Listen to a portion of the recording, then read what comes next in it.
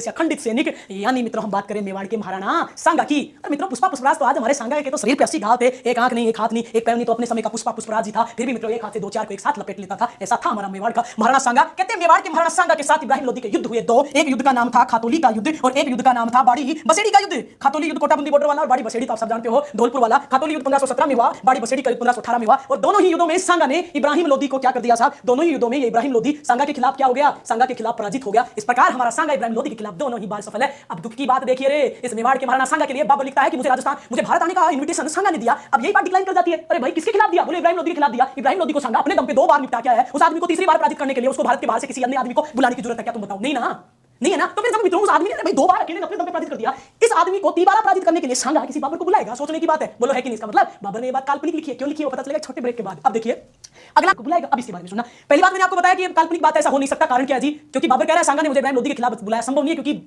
सांगा अपने दम पे इब्राहिम लोदी को एक नहीं बल्कि 2 बार पराजित कर चुका है। बोलो कर चुका है कि नहीं। दूसरी बात और सुनिए, दूसरी बात मित्रों, सांगा जैसे महान व्यक्ति के चरित्र पर इस प्रकार का प्रशंसा लगाना भी अपने आप में कलंकित लगता है कि वो कुछ भी कर सकता है पर वो इतनी निम्न हरकत कभी नहीं कर सकता। ये भी कारण है। अब बोलो मैम कोर्ट होता है वो सबूत और गवाह मांगता है, सबूत बताओ इस बात का। तो सबूत सुनो आप मेरी बात। बाबर ने लिखा कि मुझे सांगा ने बुलाया और ये बात लिखने वाला एकमात्र इतिहासकार मित्रों बाबर ही है।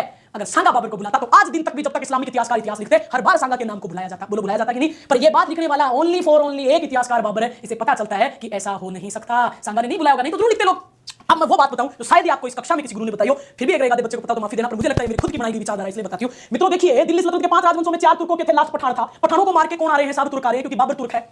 और आप सबको पता है खानवा के युद्ध में हसन खां मेवाती ने हमारे मेवाड़ के महाराणा सांगा का साथ दिया है। हल्दी घाटी के युद्ध में हाकिम कासूर ने महाराणा प्रताप का साथ दिया है। दोनों पठान थे और पठानों ने सदैव तुर्कों के खिलाफ राजपूतों का साथ दिया है। संभव है अगर पठानों के खिलाफ सांगा तुर्क बाबर को बुलाता तो मित्रों हसन खां मेवाती पठान सांगा का साथ कभी ना देता। बोलो ठीक बात है कि नहीं। क्योंकि सांगा पठान और तुर्कों की लड़ाई सांप नेवले जैसी है, एक को मार के दूसरा, दूसरे को मार के पहला। तो सदैव तुर्कों ने राजपूतों के ऊपर अपनी हुकूमत जारी करने की कोशिश करी और हर बार पठानों ने हमारा साथ दिया है। तो बोलो इसे क्लियर होता है कि नहीं, बोले क्लियर होता है कि नहीं है कि हाँ कि भाई हाकिम कासूर और हसन खां मेवाती जैसे लोग हमारा साथ दे रहे हैं, तो उसकी वजह क्या है साहब, उसकी वजह है कि पठान और तुर्कों की जानी दुश्मनी आपस में भयंकर उनके मध्य विवाद है। अदरवाइज तो मित्रों कभी भी अगर एक पठान के खिलाफ सांगा तुर्क को इनवाइट करेगा तो दूसरा पठान सांगा का साथ देगा क्या, बताओ। नहीं ना। हाँ